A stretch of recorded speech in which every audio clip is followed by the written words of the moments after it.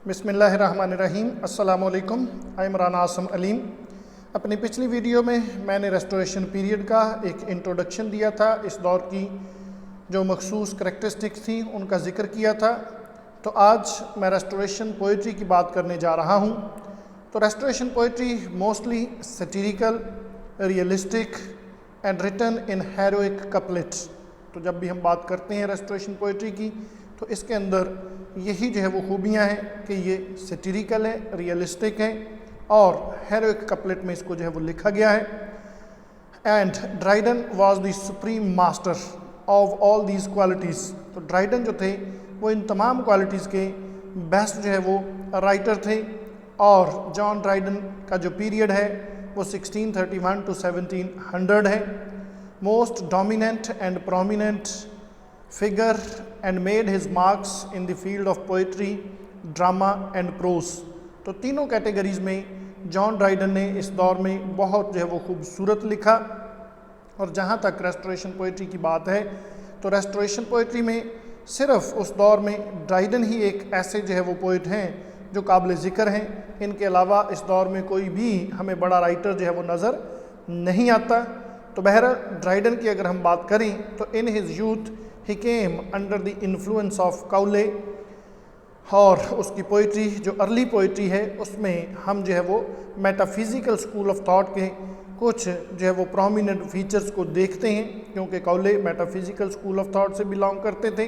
तो बहरहाल letter poetry में एक चेंज नज़र आती है और जो मेटाफिज़िकल एक फॉल्स टेस्ट था और एक आर्टिफिशियल स्टाइल था, अब यहाँ पे उसकी बजाय ड्राइडन के स्टाइल में एक फोर्स और एक क्लैरिटी नज़र आती है।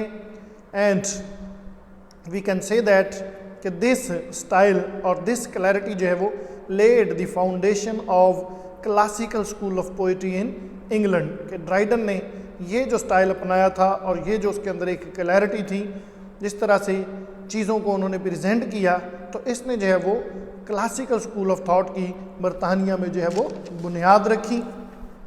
और ड्राइडन की पोइट्री को हम जो है वो तीन मेजर फॉर्म्स में, तीन मेजर कैटेगरीज में डिवाइड कर सकते हैं।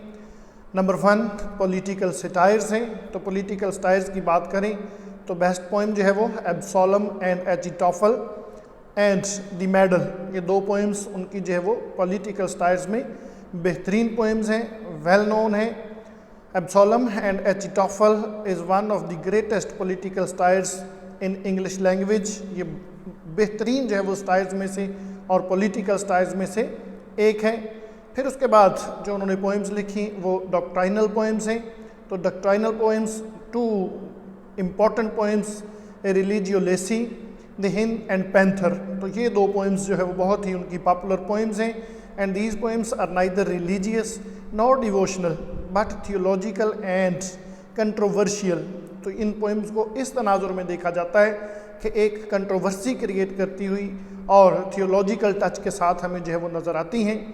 तो बहरहाल रिलीजियो लेसी को जब ड्राइडन ने लिखा तब वो प्रोटेस्टेंट था और ये पोइम जो है वो एंग्लिकन चर्च को जो है वो स्ट्रांगली डिफेंड करती हुई हमें जो है वो नज़र आती है। लेकिन उसके बाद जब उन्होंने हिंद एंड पैंथर लिखी तो तब वो कैथोलिक हो चुके थे और इस पोइम में उन्होंने कैथोलिसिज्म को स्ट्रांगली डिफेंड किया। तो यहाँ पर एक बात बड़ी क्लियर हो जाती है और ये साबित हो जाता है कि ड्राइडन में ये पावर थी और ये स्किल थी कि वो किसी भी पोजीशन को डिफेंड कर सकते थे। जब प्रोटेस्टेंट थे तो उन्होंने प्रोटेस्टेंटिज्म, एंग्लिकन चर्च को जो है वो डिफेंड किया, और जब कैथोलिक हो गए तो उन्होंने जो है वो कैथोलिसिज्म को जो है वो डिफेंड किया। तो ये इस शख्स के अंदर जो है वो खूबी थी। और तीसरी जो कैटेगरी है वो है फेबल्स। तो फेबल्स ड्राइडन की लाइफ के आखिरी जो है वो दौर में लिखी गई, लेकिन इसके बावजूद जो इनकी पोइटिक पावर है उसमें किसी किस्म का डिक्रीज़ हमें नज़र नहीं आता और ये नैरेटिव फॉर्म में जो है वो लिखी गई हैं। And rank him among the best story teller in the verse, कि वो जो है वो अपनी इन जो है वो फेबल्स की वजह से इंग्लिश लिटरेचर में one of the best story Taylor जो है वो उनको समझा जाता है। और अगर उसकी जो है वो हम बात करें तो दी पामन एंड आरसाइट, ये एक पोइम है उनकी जो कि चौसर की नाइट्स टेल की बेस पर लिखी गई है। पामन, PALMN, पामन एंड आर साइट। तो इसको उन्होंने जो है वो चौसर की जो नाइट्स टेल थी उसकी बेस पर जो है वो लिखा है। और हम कह सकते हैं कि it gives us an opportunity to compare method and art of 14th century poet with one belonging to 17th century. और उसके अलावा इन्होंने जो एक पोएम लिखी, Alexander's feast is one of the best odes in English language. तो ये English language की बेहतरीन ओड्स में से एक ओड है। तो बहरहाल ड्राइडन की पोइट्री में हमें रेस्टोरेशन पीरियड की तमाम तर जो है वो करैक्टरिस्टिक्स, तमाम क्वालिटीज़ नज़र आती हैं। और ये उस एज की जो है वो एक रिप्रेजेंटेटिव या थारो रिप्रेजेंटेटिव पोइट्री है। It does not have the poetic glow, the spiritual fervour, moral लॉफ्टीनेस and philosophical depth. अगरचे ये क्वालिटीज़ जो ग्रेट एलिज़ाबेथन में मौजूद थी, ये तमाम क्वालिटीज़ जो है वो ड्राइडन की पोइट्री में मौजूद नहीं हैं, लेकिन रेस्टोरेशन पीरियड की पोइट्री और उसकी तमाम खूबियाँ जो है वो इसके अंदर जो है वो मौजूद हैं। ये एक हकीकत है कि उसकी पोइट्री में फॉर्मलिज्म और intellectual precision, argumentative skill, realism और ये तमाम वो खूबियाँ हैं, वो करैक्टरिस्टिक्स हैं जो इस दौर की जो है वो प्रोमिनेंट करैक्टरिस्टिक्स थी। तो इन खूबियों से भरपूर जो है वो पोइट्री नज़र आती है हमें ड्राइडन की पोइट्री।